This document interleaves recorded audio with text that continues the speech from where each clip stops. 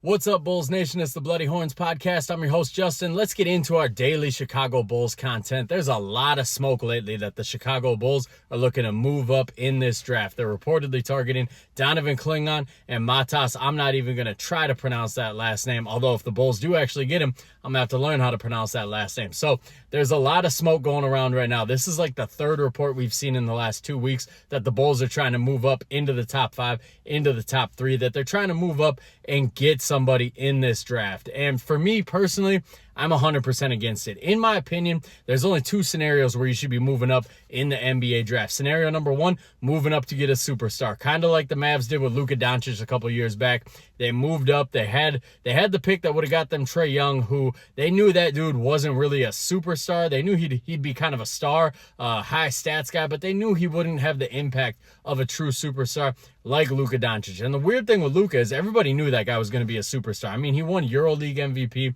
when he was like 18 or 19 years old. Everybody knew this dude was going to be a superstar. The Kings reportedly didn't draft him because Vlade Divac didn't like his dad. Fucking bananas. The Suns decided to go with DeAndre Ayton because they chose size. They made a similar mistake to what the Portland Trailblazers did back in the 80s, taking size with Sam Bowie over Michael Jordan. You take DeAndre Ayton because you want size. You miss out on Luka Doncic. So everybody knew Luka was going to be a superstar. So the Mavericks, they moved up, they got their superstar. You should absolutely do that. Scenario number two, I'm going to use the Mavericks as another example here. Last year, when they moved up and they got Derek Lively, they knew scenario number two when you should move up is when you have your superstar in place and you're moving up to take a guy who complements them perfectly. They obviously had Luka Doncic in place, so they knew Derek Lively would complement him perfectly with the way that he ran the rim, the way that he screened, the way he offensive rebounds, protects the rim. Perfect guy to pair with Luka Doncic. If you have your superstar in place and you're moving up to get a guy who's going to complement them perfectly, that works great. The Chicago Bulls are not in any of those scenarios right now. We don't have a superstar on the roster. As much as I love Kobe White, he will never be a superstar. He can be a borderline all-star at best, which is what we saw last year. He didn't make the all-star game, but there was a little bit of buzz for it. But he's never going to be a superstar. He's never going to be a top 10, top 15 guy in the NBA. That's just not his future. That's just not his ceiling. And that's perfectly okay to admit.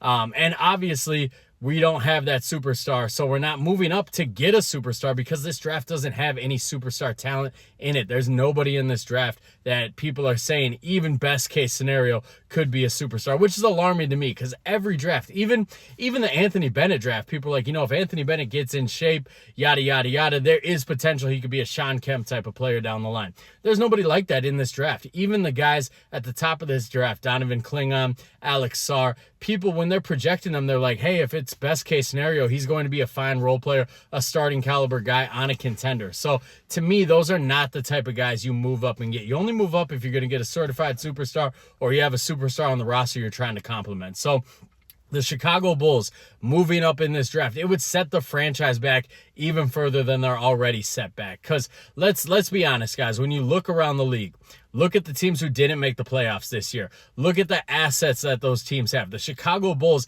have the worst set of assets of any of those teams. They still owe picks to the Spurs. They don't have any picks coming in from any teams. That Portland pick, that's probably never going to convey. Their young pieces, their young pieces aren't the most attractive outside of Kobe and Ayo, but nobody's really banging our door down trying to get Julian Phillips. Nobody's really interested in Dalen Terry. So we don't have any good assets on this team. We don't have future draft picks, nothing that anybody's really interested in. We're not going to have a second-round pick for a while because of the Lonzo Ball situation that took a couple seconds from us for reportedly tampering. And then we moved a bunch of seconds to move up and get Julian Phillips. So we don't have assets. So you're telling me we're going to sacrifice assets that are already running scarce in Chicago to move up in a draft to get a guy who's not a superstar? Doesn't make any fucking sense to me. Even the scenarios where we're seeing like, oh, we could trade Alex Caruso for the 5th. Maybe we could trade him for the 3rd.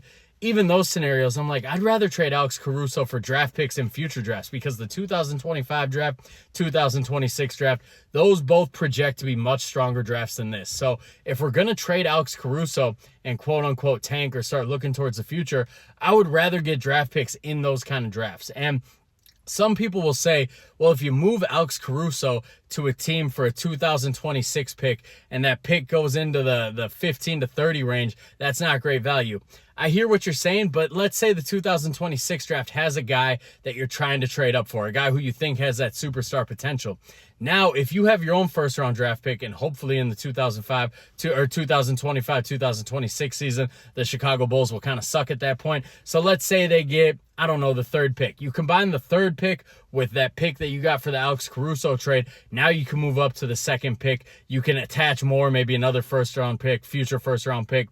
Try to move up to that first overall pick. There's more potential to move up in these drafts that apparently have more superstar talent than this draft. So when it comes to these Alex Caruso trades, I'm much more in favor of us moving in for picks down the road, not moving in for picks in this draft where the people, even if best case scenario works out for some of these picks that we're hearing about, they're not going to project to be superstar level, all NBA level, franchise level changing players. Everybody is saying they might be nice pieces on contenders, might be the fourth or fifth best guy on a contender. The Chicago Bulls, we're like a decade away from even being in that ballpark of being a contender. So if we take a guy high when we don't have that kind of core, that kind of superstar ability, they're just going to top out like some of these other failed high lottery picks that we've seen over the years, like Denny Avdia, Corey Kispert over in Washington.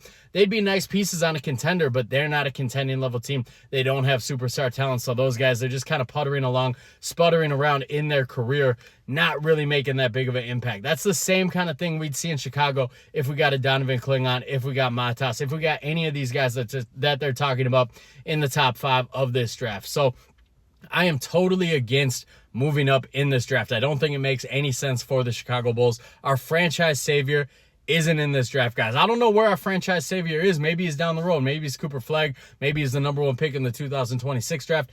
I don't know where that franchise savior comes from, but I know damn well it ain't coming from this draft. So let me know what you guys think in the comments about the potential of the Bulls moving up in the draft. I just see it as a major step back for this franchise.